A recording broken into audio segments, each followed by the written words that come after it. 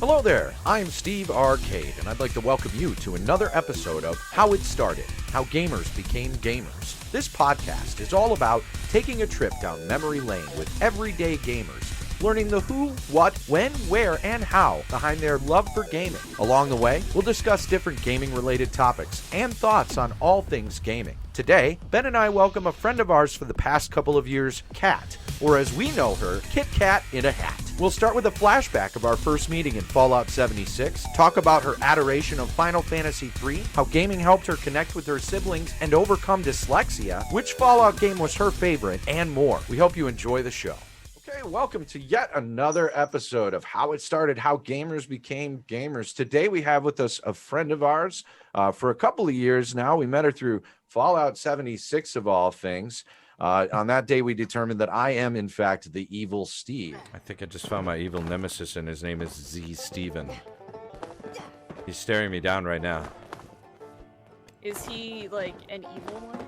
He's wearing a red fez similar to what you might see on a Shriner. So I'm feeling like at any moment he could either drive around in a little red car or present me with a bunch of children who need me to donate to their hospital. So are you the evil Steve? I may be the evil Steve. That is entirely possible. Absolutely.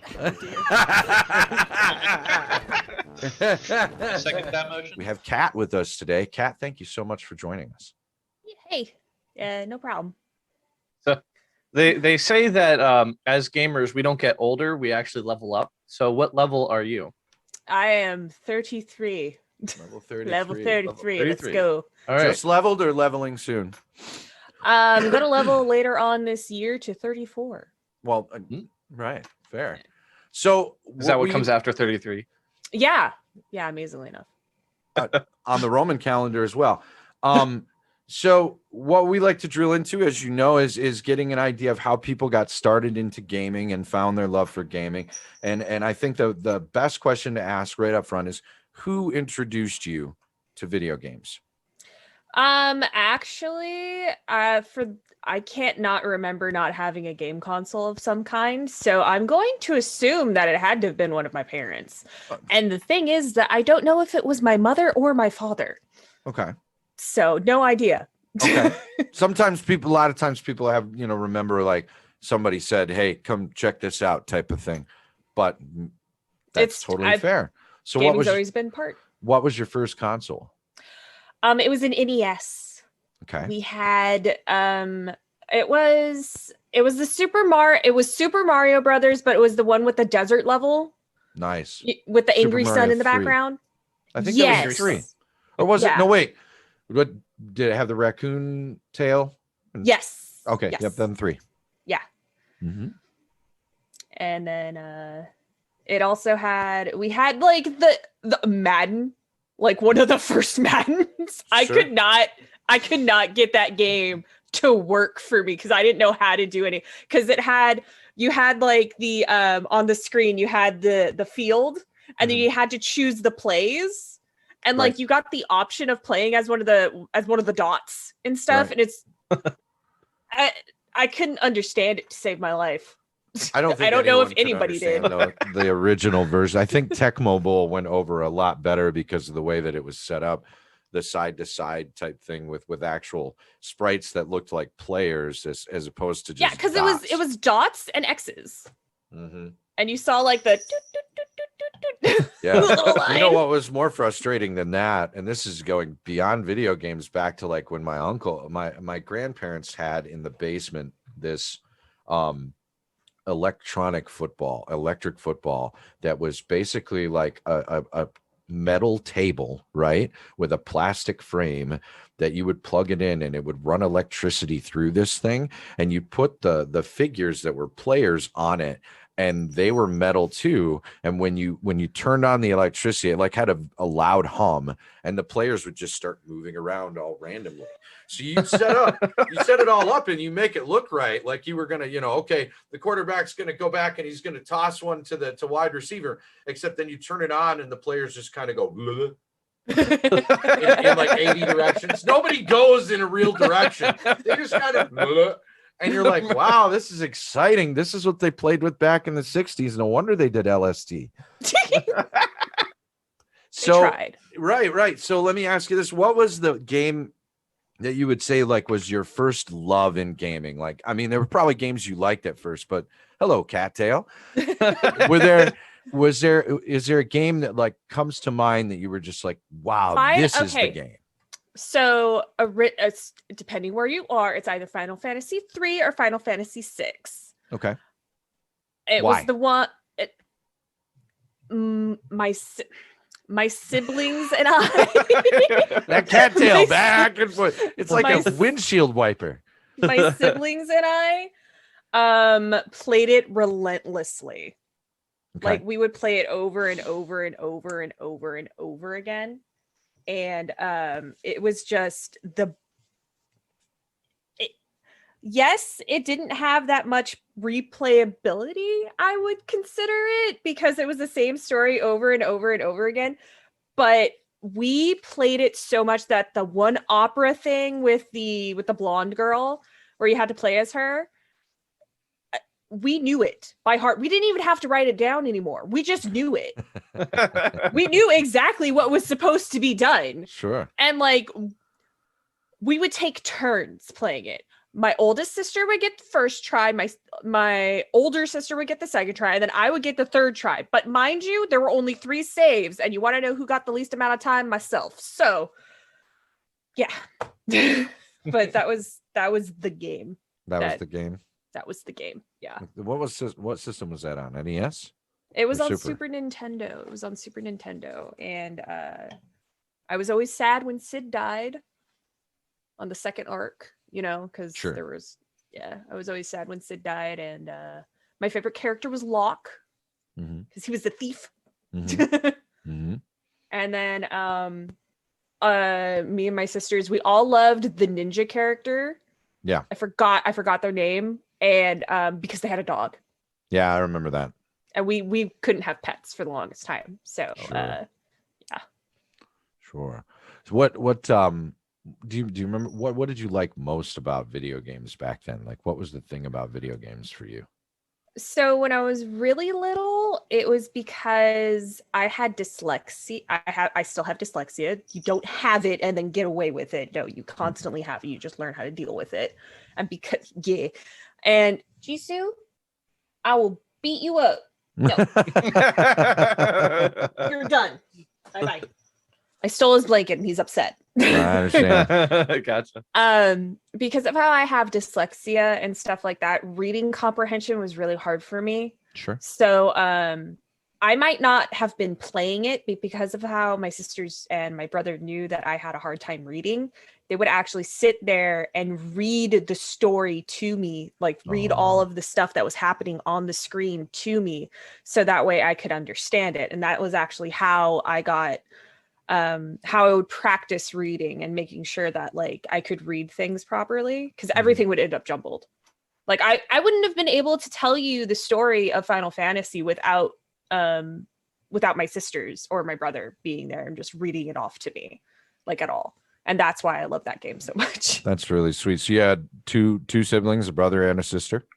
I have two older sisters, and then I have my big brother. He was adopted. He kind of just, he showed up when he was 16. He was like, "Hi, I'm your brother now." Like, my mother found him, basically. That's awesome. Yeah. That's really awesome. That's super cool. All right, so what would you say is your absolute favorite video game, or if maybe not an absolute favorite, maybe like a top 3? Top 3, like as of right now or of all time? All time. Of all time. Of all time. Okay. Clearly Final Fantasy 3 and or 6 is on there. Sure. I really love the Fallout franchise, but I can't Fallout New Vegas for 2, and then Borderlands 3. Borderlands 2. I said 3 because it's number 3 on the list. Well, there you go. I was gonna say, yeah, there you go. You got Handsome Jack in the mix there. Borderlands 2. Yeah. I've played Fallout. I didn't play any Fallout games until 4. I never got through New Vegas. I started it, but it doesn't really like to run very well on newer hardware anymore. So Yeah. it just felt way too dated. I wish they would do a remaster of it so that I could play it, because I hear that was the one. It is chef's kiss. Tell me. Tell me more about it. Okay, so I played Fallout 3.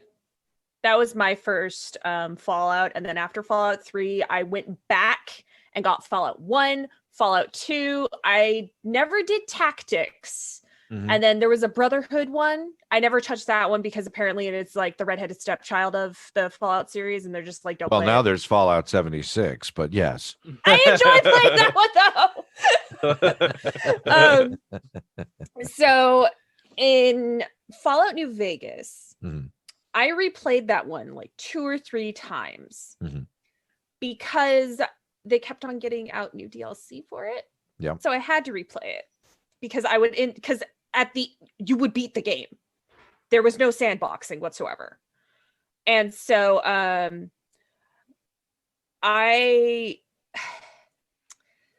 played that game so much. So the story is basically you're a disgruntled mailman or woman, male person. You're upset because somebody shot you in the face. And you just got to get them. You just got to get back at them. And for some reason, you're going to like end up helping out the entirety of the Mojave Desert and New Vegas in general. On your way to vengeance. Yeah, it's basically just a vengeance story. That's all it is. You know, the path to vengeance in real life is a bunch of mini quests. Yeah. And I loved that game. Because we call that a day job. I loved that one for the Fallout franchise because it felt so Fallout because one, it had the New California Republic, which was in 1 and 2. Sure. It had a mail postage system because like people got to get their mail. Because of course it did. Right. And like it explained caps and how they keep caps like, you know, economy wise. And it was just basically like these people are just trying to live and they're trying to like create a society and stuff. And also, dude, I love Vegas. I've only been there once, but I want to go back there again because it's just so pretty and sparkly. I've never been. Also, it's in the desert and I live in the desert. So I loved it. Yeah. I've been to the desert when I was a child. I have flash memories of being in Arizona, but they're only flash memories. I was very, very young at the time. So like, I don't truly remember it. I just have those pictures. You know what I mean? But so did you ever play Wasteland? Wasteland. My husband actually has Wasteland. That game. Yeah, I think is like the spiritual foundation of the Fallout series, is it not? Yes, Fallout was based off of Wasteland, I believe, and it was the precursor to it. I think there was like there's Wasteland, there's Wasteland 2 and stuff like that. Oh yeah. And it was a top down, like in like Fallout 1 and 2. Wasteland wasn't. Which one am I thinking of then? Because the original Wasteland. Well, actually, no, you're right. In a way, it was top down. You did move around in a map, but the encounters were text based. Yes. All the encounters, all the fights were all text based. They were just basically kind of like Final Fantasy in a way. Yeah, and a lot of the games that I have nostalgia for are similar to Final Fantasy because clearly it made a very large impression on me. When I was a kid, I had a Commodore 64. Now this is when dinosaurs were roaming the earth yet again. We're going back, and I had the game Wasteland on 5 1/4 inch floppy disks, dude. Yeah. And I spent so many hours playing that game, getting nowhere because I was a kid and I didn't understand half of what I was dealing with. I had the Wasteland Guide. It was this paperback book that was supposed to walk you through the game. And I read it front to back, but it was told as a story as somebody who had been through these events. So like you were supposed to kind of decode it. And I just didn't quite catch on or get it.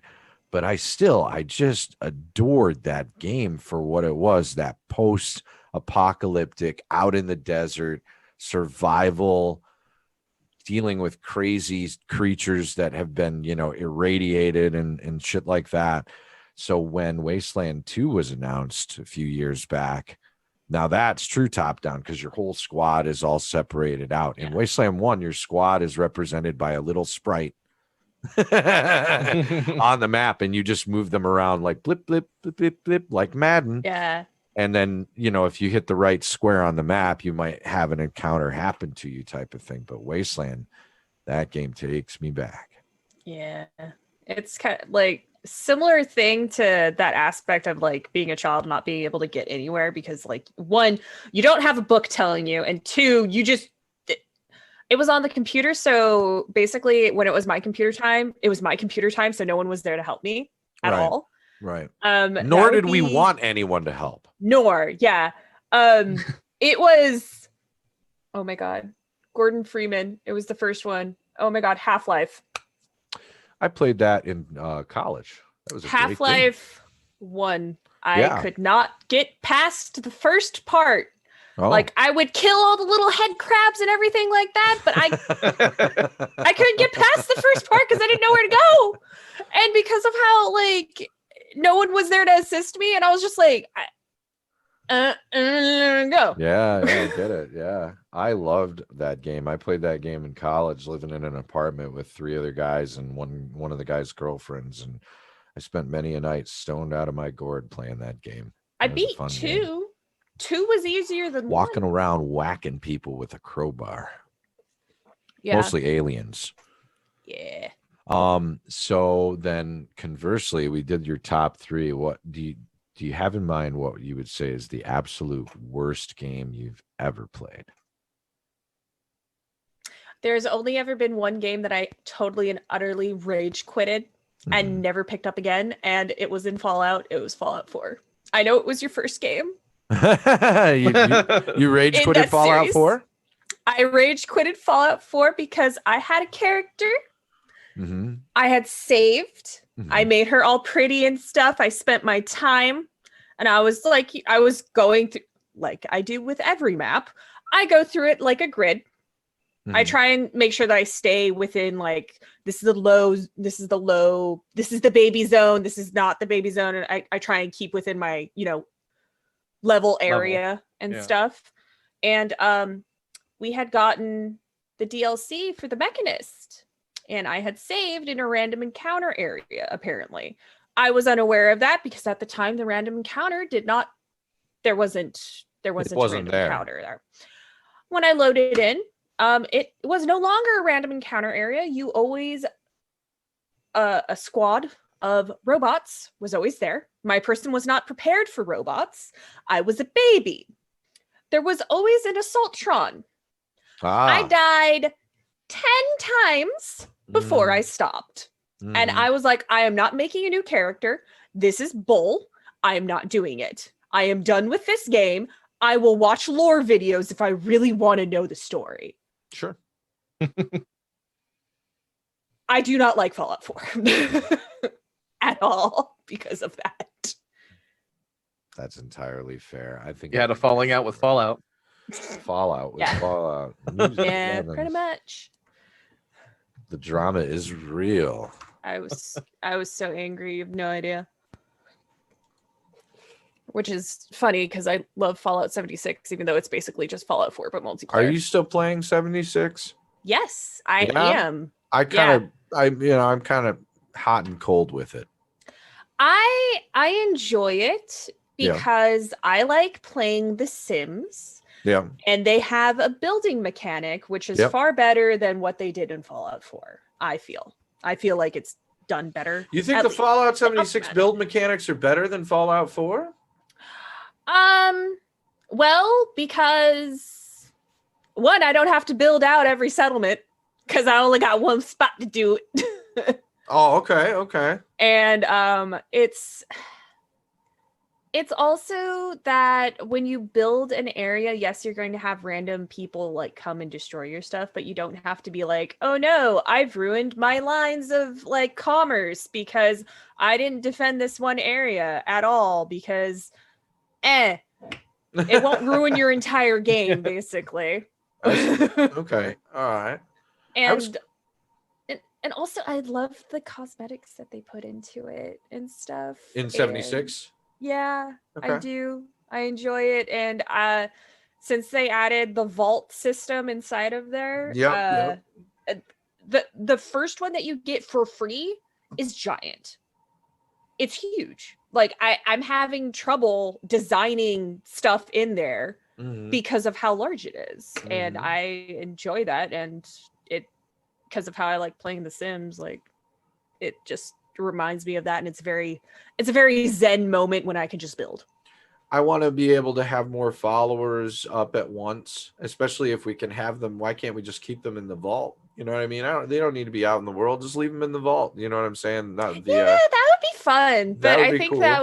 I think that might tax the servers though. I'm not Yeah. I don't develop anything like that. And I know that there are a bunch of like exploits and stuff that do tax the servers.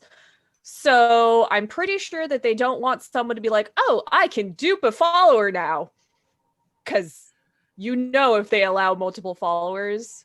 No, I guess what I'm talking about is the quest-based guys, like what's his name that was a member of the Blood Eagles, and then there's the lady who was an astronaut.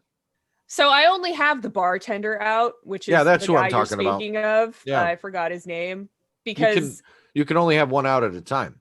He looks so sad without glasses on. He just looks so sad without glasses on. Always put glasses on him, by the way. But I forgot his name. And he's my favorite because he's just like, yeah, I forget so too. chill. I'll be back to the game at some point. I unsubbed. I was doing Fallout first, but I unsubbed while I was going to play Cyberpunk, and I have a lot more hours of Cyberpunk to play before I spend any other time on RPGs of any other kind. I bought Horizon Zero Dawn to replay it just on the ultra wide, and my God, that game looks great on PC. It's so pretty. So pretty. So pretty. Oh, and also I like it when I like Fallout 76 because like I can explore the entire map and stuff. And I keep on finding interesting things. That's true. Yeah, there's a lot of depth to the game that I think was overlooked by people, and it's understandable. It kind of feels like it was unfinished when they first put it out. It feels a lot more finished with Cyberpunk 2077 unfinished. Oh no, that's unfinished too. I'm definitely not. Definitely when everybody not was like, I can't believe they released this game. It's unfinished. And I'm just like, every game that comes out is unfinished. Like, do you not know what DLC is? A couple episodes ago, we were talking with my friend Nigel from Hill Valley Video, and he was talking about Mass Effect, and we were talking about Andromeda and how that ultimately failed. And Ben mentioned they were trying to do procedurally generated planets like No Man's Sky. Well, then you look at No Man's Sky, and they were doing procedurally generated planets, and then they promised all this other stuff on top of it. Yeah. They got procedurally generated planets right, but they couldn't finish any of the rest of it, and they just put it out there. And now here we are, like 4 or 5 years later, and now they have a complete game, and honestly, it's a masterpiece from what I hear. It's just wonderful. The game is as it is now. Because producers and the game companies and stuff, they want it out now. Yeah. They don't give the... Why I like video games in general is because I see them as works of art. Yes. I'm an artiste. I have gotten paid to do art, so technically I can hold that title. All right. So when you're creating art, there's a point when you're like, okay, it's finished. I could do more. I'm doing more. And that's basically what they're doing. They're not being like, okay, if I touch it anymore, it's gonna be a piece of shit. Yeah. They're not letting the people who are creating it, the people who are creating the storylines, people who are creating the game models and all, everyone who comes in to create this work of art, this story that you can play and experience, they're not letting them say, okay, it's finished. Right. And they did Andromeda dirty, by the way. Oh yeah, absolutely. They did that. They absolutely did. They did Anthem dirty. They did Mass Effect 3 dirty too. I'm sorry. They did that one dirty. I loved that series until 3, and I was like, I've been cheated. How do you feel about that, Ben? I don't know. I'd probably contradict with that statement, but I mean, it was a fun game. I really enjoyed 3. I felt like it brought a lot of they really brought a lot of emotion with the third one. They did. A lot of strong emotions. I feel it's just I felt that the storyline that they were leading up to from 1 and 2 got totally like they were going in this direction, then they were like, I'm going over here now. That's what I felt like, but I still really liked it. So BioWare makes good stories. That's just a fact. In an unexpected direction for you that you weren't as much of a fan of. I like the green ending. The green ending. Different colored endings. They have 4 endings now. They have the red, they have the blue, and then they have the green, and then they have the everybody's dead. Yeah. Those are the endings. It's always a good ending. The black ending, probably. Or the scorched earth. Well, with your frustration with the direction of which way Mass Effect 3 went, was it with the ending itself, or was it with the whole story, like the very beginning of the game and then throughout the whole thing? If I hadn't have played the first 2, 3 was a good game. I liked the story in 3, but I played the first 2. And I'm like, you know, I just it felt off compared to the other 2 storyline wise. Do you feel that way about Borderlands 3? Not to completely sidestep, but yes, right. Yes, I do 100%. And I don't know what they did. I don't know who they fired. Answer. That is a very strong answer, Kat. I just like they did so they. I really love Borderlands because again, it was basically a planet out in the desert. Yes. And I like that aesthetic because I live in the desert. Sure. Yeah. And they 1, I guarantee you that what happened to the twins should have been flipped around 100%, because when you look at the end boss, she's missing the arm that her brother was missing. I think they just switched out the heads on the end, and it doesn't make sense. I don't know why they changed it though, because it storyline wise and how it was going made sense, and then you killed off one of the game's favorite people. Why would you do that? And then the child that you had, she wasn't fun. You cannot. Anyways, I'm not finished with the game, so like I played Borderlands 2 and I really enjoyed Borderlands 2. But with Borderlands 3, it feels like I don't know why I'm doing what I'm doing. Does it bother you that when you go into a cutscene, you feel like, I don't think I'm supposed to be here. Why am I witnessing this? Yeah, I feel disjointed from it. I'll say in Cyberpunk, you know why you're doing what you're doing. You know what your end game goal is. You know what your character's motivation is. And it's to save his own life. I mean, his ass is on the line and he's dying. And if he doesn't do something, he or she doesn't do something about it and take action now, he is or she is not going to exist in a matter of weeks, right? Yeah. You know the motivation there. Yeah. Borderlands 2, you understood the motivation. The motivation was revenge on Jack. Yes. In 3, it's like, what? Aside from shooting everything that I see and looting all the bodies, and endlessly chasing that, I don't know what I'm doing or why. Why do I care about the Are twins? you getting paid? Right. Why do I care about the twins? Who are they? I'm and a why do I bounty give hunter. a damn? Why am I like Right. the only person that should care Vault would be hunter, the siren that you're playing as, you know. Well, I kind of felt like the objective was to be opening up the vaults, and that was kind of your purpose. Is you wanted all the vaults open so you could get all the. So that leaves me with the question of what's the purpose of the twins? Why do I truly care about them? What I really care about is going through all the vaults. I mean, that's the whole point of Borderlands, right? Is loot, shoot, get in there. So like if you want to give me a compelling story, this wasn't it. Yeah. At least so far. And I only have about 15 hours into the game. The DLCs way like story plot for except for one of the DLCs, all of the DLC basically like the storyline is just like biased, the handsome jackpot. Very biased. Yeah, I love it. The storyline, you have a reason to be there. Well, not really, but you have a reason to want to get stuff done in there because it, and also the visuals inside of that, I loved all of it because again, it was like Vegas because you're in a giant casino. It's handsome Jack in Vegas. What more do you want? My wife has spent a lot more time on it than I have, and I think I should give it another chance. Well, I was also doing some research on the game at one point, and there's a lot of underlying storyline about the Iridians and the vault makers and like where they come from and what's going on. And apparently a lot of the end game content is geared towards that, and it's really not focused on, which I kind of wish they would focus on it more because I feel like that would be more interesting than the twins.